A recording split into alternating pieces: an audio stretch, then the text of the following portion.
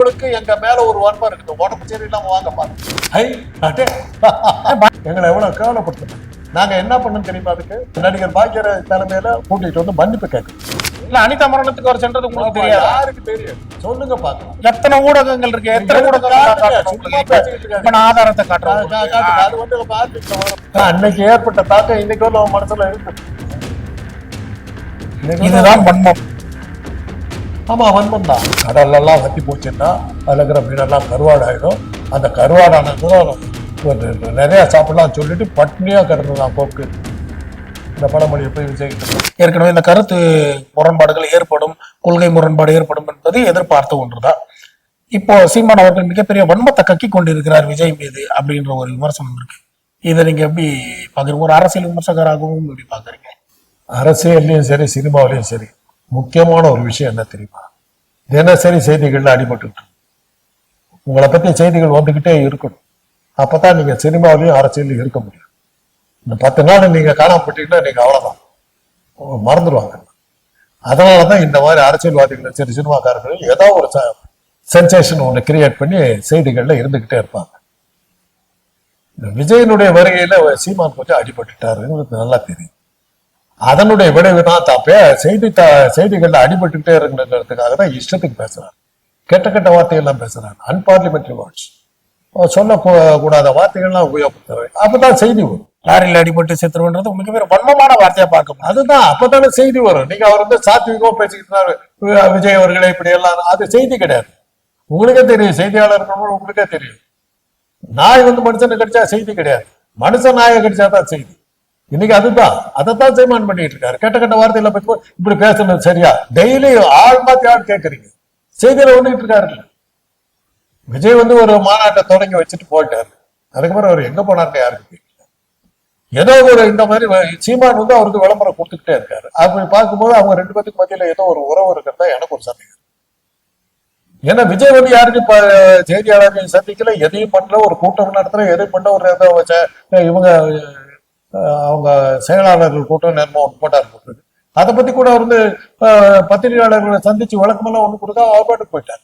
பெரிய அளவுல நீங்க விமர்சனங்கிற பொது வெளியில வைக்க வேண்டாம், பெரிய வன்மத்தை கக்க வேண்டாம்னு தாவேக தொண்டர்களுக்கு விஜய் அவர்கள் வந்து அறிக்கை தான் கொடுத்துட்டு இருக்காரு. அரசியல் தலைவர்கள் அறிக்கை கொடுத்துட்டு தான் நடக்காதுங்க. முன்னாடி வரணும், வெளியில வந்து நிக்கணும், மக்களோட மக்களா நிக்கணும். எவ்வளவோ பிரச்சனைகள் மக்களோட மக்களா நின்று இருக்காரு. தூத்துக்குடி துப்பாக்கி சூடு சம்பவத்துல அனிதா மரணத்துல நின்று இருக்காரு. அதற்கு முன்பு தூத்துக்குடியில அந்த வெள்ள அபாயம் ஏற்பட்டபோது அங்க போய் மக்களோட சந்திச்சிருக்காரு, நின்று இருக்காருங்களா. ஆரம்ப கட்டத்துல இருந்து பாத்துட்டு உக்ரைன் போர்ல கூட அவருக்கு உக்ரைன் போருக்கு அவர் போக வேண்டிய அவசியம் இருக்காதுன்னு நினைக்கிறேன். போறீங்களா? அதுக்காக இல்ல இருந்ததாக சொல்றேன், மறுக்க முடியாத காணொலி இருக்கு. துப்பாக்கி சூட்டத்த போது விஜய் போனாரு. எங்க சார் விஜய் போனாராங்க? அங்க மக்களுக்கு வந்து ஆறுதல் தெரிவிச்சாரு. உங்களுக்கு மாத்த சொல்லிருப்பாரு, ஆறுதல் இருக்கு. அத சொல்ல போய் ரஜினிகாந்த் நடந்த நிகழ்ச்சிக்கு அப்புறம் எந்த பையன் ரஜினிகாந்த் அவர்களுடைய வாதத்துக்கு விஜய் அவர்கள் அனிதா மரணத்துல விஜய் அவர்கள் என்ன பண்ணாரு? அனிதா மரணத்துக்கு போன அந்த குடும்பத்துக்கு இரவோடு இரவாக சென்று ஒரு ஆறுதலோட இரவு. அது என்ன ராத்திரியோட ராத்திரியா? அப்பதான் ஒரு அவர் போனது ஒரே ஒரு இடம் தான், கள்ளக்குறிச்சி விசாராயத்துக்கு தான் போனார். அத தவிர வேற எதுக்குமே ஆதாரம் கிடையாது. ஆதாரம் கிடையாது. ஆதாரம் இருக்கு சார். அனிதா வீட்டுல போய் அவங்க வந்து உட்காந்து அவருடைய அண்ணனை பார்த்தா அவர்களுடைய இருக்கு, போட்டோஸ் இருக்கு. அதை கூட தாங்க இது கொடுத்தேன்னு சொல்லிட்டு போட்டோ மாஸ்க்ல போட்டுக்கலாங்க. அன்னைக்கு போட்டோ மாஸ்க்ல ஒரு வீடியோ வந்து ஃபுல்லாவே மார்க்கிங் பண்ண பண்ண முடியாது. ஏன் பண்ண முடியாது? நீங்க ஒரு டெக்னாலஜி டெக்னீஷியன், உங்களுக்கு தெரியாதா? விஜய் மீது உங்களுக்கு மிகப்பெரிய ஒரு வன்மம் இருக்க மாதிரி தெரியுது.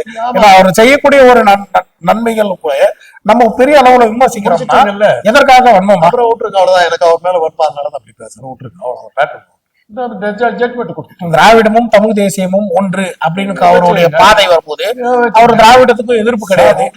ஐயாவுடைய ஒரு எண்ணம் எனக்கு தான் மண்மோன் ஆகி போச்சு. அதை விட்டுருங்க சார், நான் பேசினா தப்பா தான் சார் பேசுவேன். அதை பத்தி ஏன் கேட்கறீங்க? விட்டுருங்க.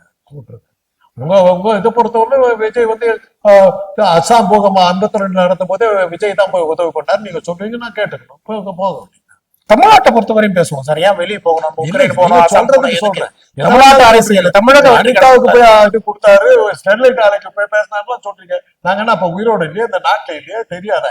இல்ல அனிதா மரணத்துக்கு அவர் சென்றது உங்களுக்கு தெரியாது? யாருக்கு தெரியும்? சொல்லுங்க பாக்கலாம். என்ன சார் இவ்வளவு பெரிய ஊடகங்கள் இருக்கு, ஊடகங்கள் செய்தியை வெளியிட்டு இருக்கு, அதன் மீது உங்களுக்கு நம்பிக்கை இல்லையா? காட்டுங்க பாக்கலாம் போனதுக்கு எத்தனை ஊடகங்கள் இருக்கு, எத்தனை ஊடகங்கள் ஆதாரத்தை காட்டுறாங்க. அது வந்து மார்பிங்ல வரும். மாஃபிங் எல்லா ஊடகம் எல்லாமே உங்களுக்கு வரும். அது அவருக்கான ஊடகங்கள் இன்னைக்கு வருதுங்க. அதெல்லாம் செய்தி அன்னைக்கு வரலீங்க. அன்னைக்கு அனிதாவை பாத்தியா இவர் ஒண்ணு சொல்லவே இல்லைங்க. அன்னைக்கு இவருடைய அறிக்கை எதுவும் வரலீங்க. இன்னைக்கு வருது, இப்போ வருது. கட்சி யாருக்கு வருது? விட்டுறீங்க, விட்டு ஆட்டிக்கிட்டு போறீங்க. 8 லட்சம் தொண்டர்கள் வந்து குவிந்து ஒரு பெரிய மாநாடு, பெரிய சக்சஸ்ஃபுல் மாநாடு. பேசுறீங்க பலர் வந்து வரவேலமா மாநாடு 8 லட்சமா கூடிச்சு. 8 லட்சம் வந்து 2 கோடிங்க. 8 லட்சம் சார், 2 கோடி 2 கோடி தொண்டர்கள் சார், 2 கோடி தொண்டர்கள். என்ன சார் நீ நேற்று சொல்றாங்க 2 கோடி தொண்டர்கள் முடிஞ்சு போச்சு. தமிழ்நாட்டினுடைய ஜனத்தொகை 6 கோடி. அதுல 2 கோடி பேர் விஜயனுடைய ஆதரவு தொண்டர்கள். 2 கோடி தொண்டர்கள். அவர்கள் இன்னும் சில நாட்கள் அதிகாரப்பூர்வ அறிவிப்பை வெளியிட்டு அதிகாரப்பூர்வமா சொல்லிட்டாங்க. நீங்க தான் இருக்கீங்க சொல்றதுக்கு. அப்புறம் என்ன அதிகாரப்பூர்வ அறிவிப்புகள் வெளியே வரும்? அதிகாரப்பூர்வ அறிவிப்பு தாங்க இது. 2 கோடி பேர் தமிழ்நாட்டினுடைய ஜனத்தொகையில 3/2 ஒரு பங்கு. ஆனா ஒண்ணு மட்டும் தெளிவா தெரியுது சார், விஜய் அவர்களுடைய அரசியல் என்று வெளிப்பட்டதோ அப்பவே அவருக்கு எதிர்வினையாக பேசக்கூடியவர்களும் கட்சிக்காரர்களும் எதிர் திசையில் பயணிக்கக்கூடியவர்களுக்கும் மிகப்பெரிய ஆட்டத்தை கொடுத்துட்டாருன்றத பார்க்கலாம். இப்ப அதனால எனக்கு என்ன லாபம்? உங்களுக்கு என்ன லாபம்ன்றது நான் நினைக்கல.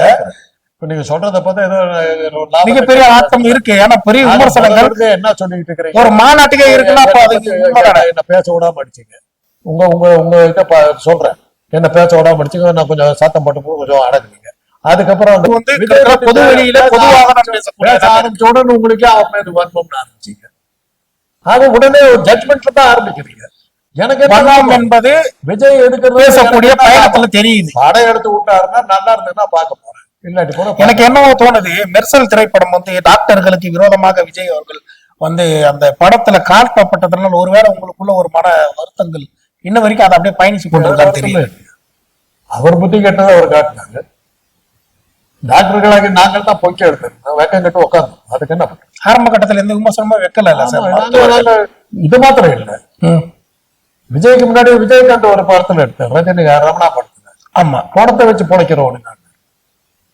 அப்பவே நான் இல்லையா, அவரை நாங்க உண்மை சம்பவங்கள் பல இருக்குன்றதெல்லாம் பல வெளிச்சங்கள் வெளியே வந்திருக்கு. ஆமாங்க, எத்தனை டாக்டர் இந்த மாதிரி பொழைச்சோம். இப்ப நீங்க சூழ்நிலை குற்றச்சாட்டு அதே தான். டாக்டர் எல்லாம் பணத்தை வச்சு பொழைக்கிறவங்க ஜட்ஜ்மெண்ட் கொடுத்துட்டீங்க. ஜட்ஜ்மெண்ட் கொடுக்கல, ஒரு திரைப்படமே சாட்சியாகவே அமைஞ்சிருக்கு, வெளியே வந்திருக்கக்கூடிய. உங்களுக்கு எங்க மேல ஒரு வன்மம் இருக்குது. உடம்பு சரியில்லாம வாங்க பாருங்க, உடம்பு சரியில்லாம வாங்க பாத்துக்கலாம். வன்மமே கிடையாது சார். நீங்க வைக்கக்கூடியது ஒரு திரைப்படத்துல ஒரு சார், மருத்துவர்கள் அனைவரையும் வந்து தவறாக பேசுறேன். மருத்துவர்கள் உயிர் காக்கக்கூடியவர்கள் சார், மருத்துவர்கள் கடவுளாக போற்றக்கூடியவர்கள், யாருமே மறுக்கல.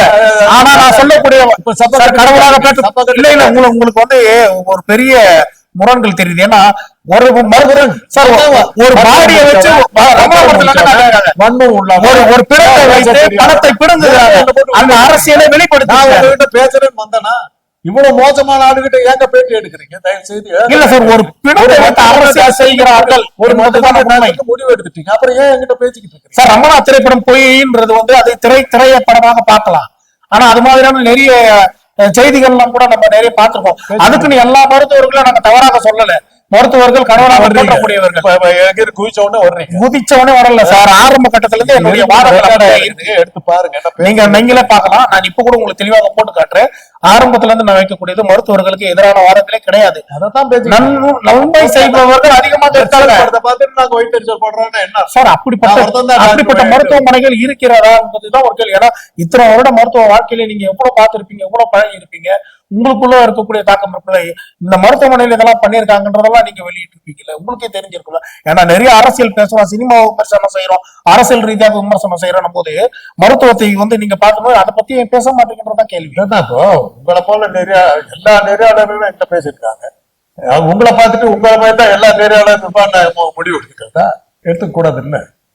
அது மாதிரிதான் அந்த மருத்துவத்துக்கும் அது மாதிரிதான். ஒரு டாக்டர் பண்ணதை வச்சு ஹைலைட் பண்ணி ஒரு சினிமாவில போட்டா எத்தனாயிரம் பேர் பார்த்தாங்க அந்த படத்தை. அவ்வளவு பேருக்கு அதுல அது எரிச்சல் வந்துருந்தது. எங்களை எவ்வளவு கேவலப்படுத்தினாங்க.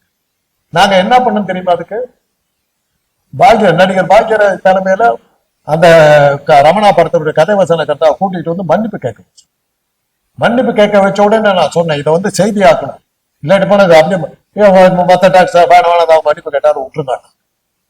அன்னைக்கு அந்த மன்னிப்பு கேட்க வச்சிருந்தாக்க இந்த மாதிரி அடுத்த படம் இந்த மெர்சல் படம் வந்திருக்கு.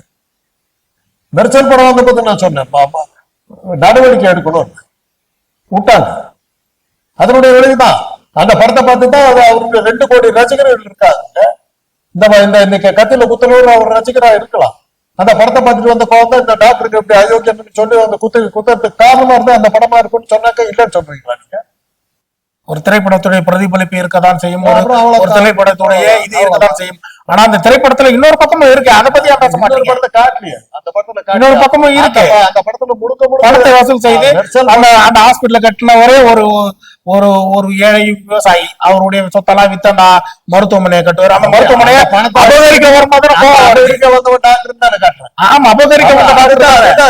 அப்படிதான் பாக்கணும் திரைப்படம். அதுதான் நிக்குது, அதுதான் நிக்குது, அதுதான் நிக்குது. அதனுடைய விளைவுதான் இந்த கொலைக்கு இந்த மாதிரி குத்தவரத்துக்கு வந்ததுக்கு காரணம் அந்த அந்த யாரோ ஒருத்தர் பெரிய படிப்பாளி படிச்சவர் கிடைச்சவர்லாம் சொல்றீங்க. அந்த கொலை பண்றதுக்கு வந்தவர்கள் கொலை பண்ற காட்சிகள் விஜய்யுடைய திரைப்படத்துல மட்டும்தான் வருதா?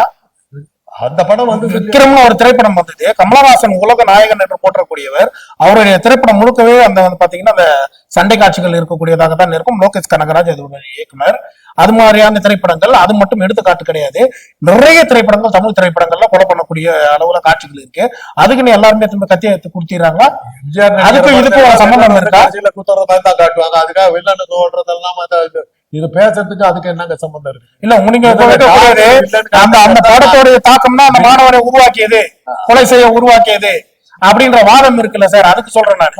அது மாதிரி நிறைய படங்கள் இருக்கு. அந்த படம் எல்லாம் வந்து நிறைய பேர் கத்துக்கிட்டு வழிவகை செய்திருமா? கரெக்டா பேசுறீங்க, ரைட் விட்டுருக்கு. அவ்வளவுதான், அவ்வளவுதான். விஜய் படத்துல ஒன்னா விஜய் படத்தை எவன் பார்த்தான்? ஒருத்தனுங்க பார்க்க இருக்க மாட்டாங்க. ஃபெயிலியர் இல்ல மெர்சல் படம் யாருமே பார்க்க.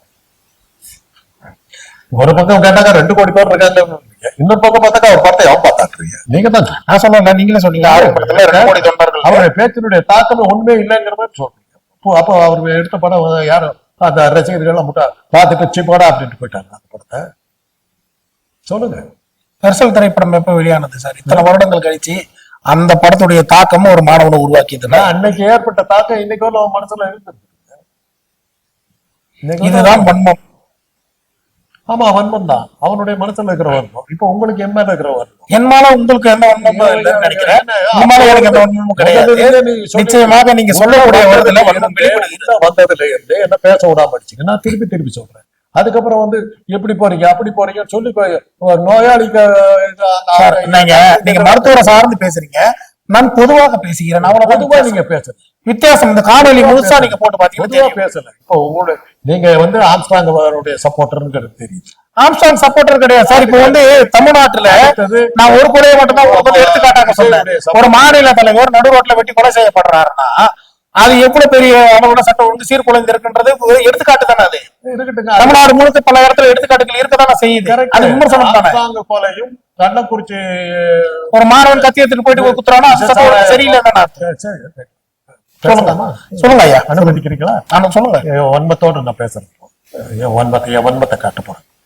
கேட்டு ஆம்ஸ்ட்ராங் கொலைக்கு பிறகு உடனடியாக நடந்தது கள்ளச்சாராய சாவு கள்ளக்குறிச்சி. அதுக்கப்புறம் தான் விக்கிரவாண்டி தேர்தல் நடந்தது. கருத்து கணிப்புல போட்டாங்க இந்த சம்பவங்கள் எந்த வகையிலும் மக்களை பாதிக்கவில்லை போட்டாங்க. இதுவும் இல்லைன்றீங்களா? இதுவும் இல்லைன்றீங்களா? இதுக்கு என்ன ஆதாரம் கேட்பீங்களா? அதுக்கப்புறம் யார் ஜெயிச்சாங்க? கள்ளச்சாராய விவகாரத்துல 20 லட்சம் ரூபாய் வந்து அந்த பாதிக்கப்பட்ட மக்களுக்கு வந்து கொடுக்குறாரு. பாதிக்கப்பட்ட அரசாங்கம் வந்து பாதிக்கப்பட்டவங்க அரசாங்கம் தான் கொடுக்குது. அரசாங்கம் கொடுத்து விஜய் கொடுத்தாரு. விஜய் ஏன் கொடுக்கணும்?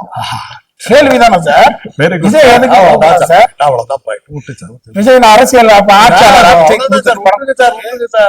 சார் ஏன் சார் கொடுக்குது? அவர் ஏன் சார் கொடுக்குது? அவர் குற்றம் சாட்டிட்டு போலாமே ஒழிய அவர் ஏன் சார் சார் எதிர்க்கலாம், தவறு செய்தால் சுட்டி காட்டலாம். அரசியல் தலைவர்களுக்கு அதுதான் வேலை. நிச்சயம் அதுதான் செய்ய வேண்டும். நீங்க சொல்றதுனா அரசியல் ஆட்சியாளர்கள் கண்டிக்க வேண்டிய இடத்துல நம்ம சரி. நான் ஒரு கேள்வி கேட்கிறேன் சார். எத்தனையோ வீட்டுல வந்து நிறைய பிரச்சனைகள் இருக்கு. மாணவர்கள் வேலை இல்லாம சுத்திட்டு இருக்காங்க. நிறைய விமர்சனங்களை பார்த்திருக்கோம். சாராயம் குடிச்சு செத்துட்டா 20 லட்சம் ரூபாய் கொடுக்குறாங்கன்றாங்க. ஒரு அரசு அதிகாரிகள் வேலையில இருந்து ரிட்டையர்ட் ஆனவங்களுக்கு அந்த அளவுக்கு பணம் கிடைக்கிறது இல்ல அப்படின்ற விமர்சனங்கள் இருக்கு. அப்ப சாராயம் குச்சி செத்துட்டா 20 லட்சம் கிடைக்கும்னா அது தப்பு. இதுக்கு விஜய் வந்து ஆதரவு தெரிவிப்பான்னு நினைக்கிறீங்களா? அதுக்கு நாங்க ஆதரிச்சு பேசுறோம். 20 லட்சம் கொடுத்ததுக்கு ஆதரவு தெரிவிக்கணும். நான் ஒரு 20 லட்சம் கொடுக்கணும்ன்றது, விஜய் 20 லட்சம் கொடுக்கணும்ன்றது. சரி, இப்ப நான் பண்ற சொன்னா நீங்க ஏத்துப்பீங்களா? இல்ல ஏத்துக்க மாட்டேன். அத நான் ஆதரிச்சு பேசுறேன். என்னுடைய வாதங்களை கேட்டுதான் அரசாங்கம் நடக்கிற அளவுக்கு நான் முட்டாள் இல்லை. மக்கள்ல ஒருத்தர் நான் சொன்னேன், இப்ப இந்த மாதிரி தப்பு பண்ணவனுக்கு கொடுத்தா என்ன அர்த்தம், எப்படி 20 லட்சம் ரூபாய் எப்படி கொடுக்கலாங்கிறதா என்னுடைய கேள்வி. அந்த இடத்துல இப்ப என்னத்துக்கு விஜய் போய் ஆறுதல் சொன்னாரு? தப்பு பண்ணி செத்து போனா இல்ல, இவர் என்னத்துக்கு ஆறுதல் சொல்ல போனாரு? அவன் பண்ணது தப்பு அப்படின்னு கண்டிச்சு அறிக்கை விட்டுருக்கலாம்ல, ஏன் விடல? சார், பாதிக்கப்பட்ட மக்களுக்கு ஆறுதல் தெரிவிப்பதுதான் பண்பாடு. இப்படி நான் பேசினா வந்தோம். அதான் என்னது பண்பாடு. பாதிக்கப்பட்ட குற்றம் செஞ்சுட்டு செத்து போயிருக்கான் சார், அவருக்கு அது பண்பாடா? அப்போ அதேதான் அந்த ஒருவர் தவறு செஞ்சுட்டு அந்த குடும்பம் என்ன செய்யும்? கள்ளச்சாராயத்துல குடிச்ச ஒருவர் வந்து செய்த தவறுக்கு அந்த குடும்பம் என்ன செய்யும்? அவர் செய்த தவறுக்கு அந்த குடும்பம் என்ன, எந்த அளவுல பாதிப்புல இருக்கும்? அதுக்கு